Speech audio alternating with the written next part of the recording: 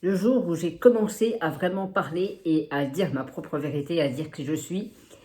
J'aimerais partager cette anecdote avec toi parce qu'elle est directement responsable de ce que je fais aujourd'hui dans ce bureau magnifique d'ailleurs. Oh là là, j'adore. Je pense que c'est le plus beau bureau que j'ai jamais eu de mon existence. C'est presque un comment on appelle ça, presque un corner office, tu sais. Ah là là, enfin, écoute, on est en 2007 et en 2007, mon chirurgien m'annonce que j'ai des cancers dans la bouche, donc on doit me faire une ablation partielle de la langue. Donc on fait cette magnifique opération en juin 2007, l'opération se passe à peu près bien. Malheureusement, j'ai une récidive et en novembre ou octobre 2007 de la même année, je dois repasser sur la table d'opération avec encore une autre ablation partielle de la langue. Cette fois, ils ont été obligés de m'ouvrir toute la mâchoire, c'était un peu la boucherie, bref. L'opération se passe bien aussi, entre guillemets, et malheureusement, bis, eh bien, un petit cancer réapparaît cette fois sur le palais, et donc on doit me gratter un petit peu le palais en janvier 2008. Et là, pour le coup, ça commence à vraiment sentir le sapin.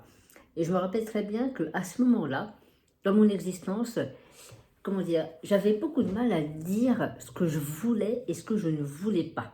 C'était extrêmement compliqué, même à mes propres parents, même à ma propre maman, de dire est-ce que je préfère manger des curly ou alors des Monster Munch. J'avais tendance très nettement à dire ce que la personne en face voulait que je dise ou à dire ce que la personne, ce qui ferait plaisir à la personne en face de moi, en fait. Et du coup, c'était difficile pour moi de dire ce que je voulais et ce que je voulais pas, tout simplement. Et à ce moment-là, en janvier 2008, je me rappelle très bien que dans ma tête, il y a une phrase qui résonne, mais hyper fort, un truc, mais impossible de ne pas l'entendre, si tu veux. Voilà. Et cette phrase, c'était Christophe, si tu n'apprends pas à dire ce que tu veux et ce que tu ne veux pas, tu vas y rester. Tu vas y rester. Et en fait, depuis ce jour, j'ai commencé à me bouger le cul.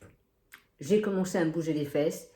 Et c'est depuis cette période, de plus ou moins janvier 2008, où j'ai appris à parler.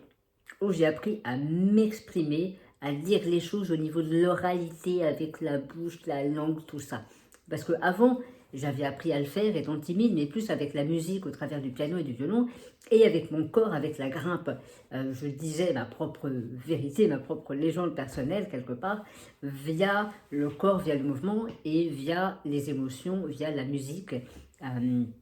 Voilà. Mais je ne savais pas le dire avec l'oralité. Et c'est qu'en 2008 que, avec ce message qui m'a mis pof, une bonne tarte dans la tronche, ça m'a forcé à me prendre en main, c'est le cas de le dire, et à faire un certain nombre de choses pour avancer dans cette direction. Et je me rappelle, j'ai commencé à me mettre des challenges tous les mois.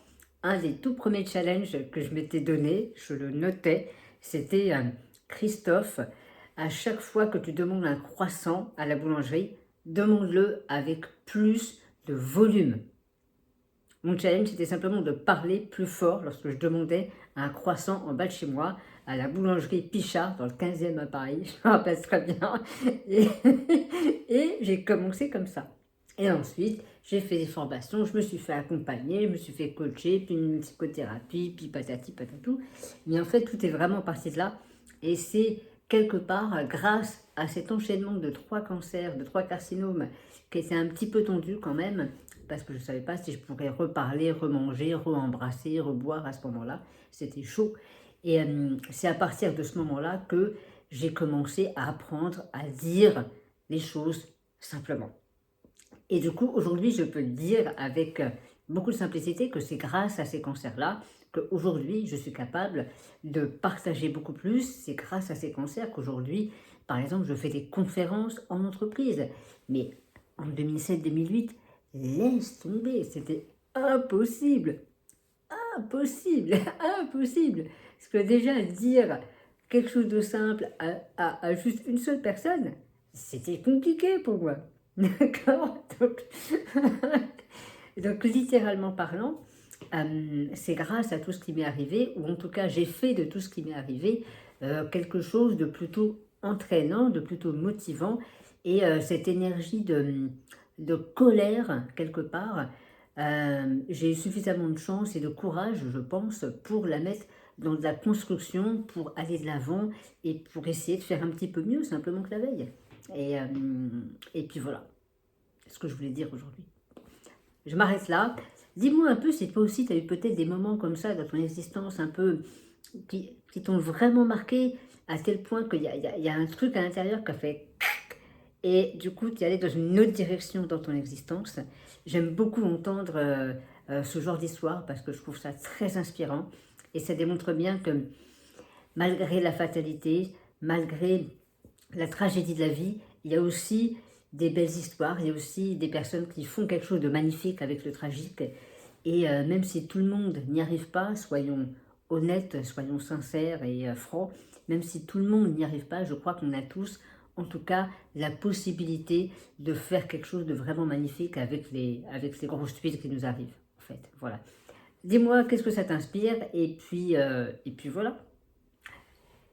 Et dernière chose, oui, bien sûr, continue de t'accrocher à ce qui est absolument essentiel pour toi. Lâche tout le reste, parce que la vie est courte, donc fais-toi plaisir. Allez, ciao et à plus.